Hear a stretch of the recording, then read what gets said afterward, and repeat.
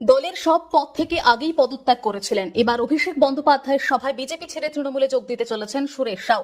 প্রশ্নচিহ্ন রয়েছে রাজনৈতিক মহলে। সূত্রের খবর, সুরেশের সঙ্গে হুগলি সাংগঠনিক জেলার একাধিক বিজেপি নেতৃত্ব যোগ দেবে বলে জানা যাচ্ছে। বিধানসভা নির্বাচনের ঠিক আগে হুগলি সাংগঠনিক জেলায় বড়সড় ভাঙনের মুখে বিজেপি।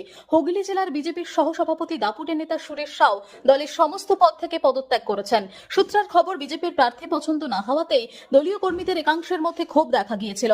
চুচুড়ায় সুবীর নাগকে প্রার্থী করে দল, আর এটাকেই মেনে নিতে পারেননি সুরেশ। বিজেপির প্রার্থী তালিকা ঘোষণার পর থেকেই দলের কোনো কর্মসূচিতে দেখা যাচ্ছে না সুরেশকে।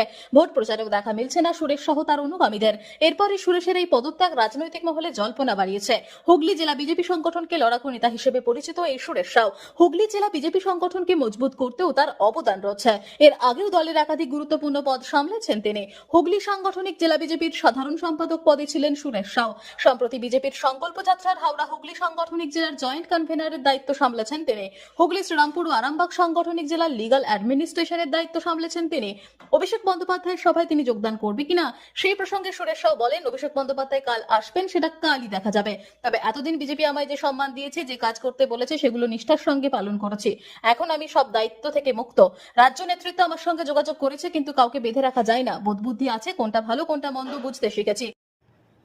ব্যুরো রিপোর্ট, সঠিক বার্তা।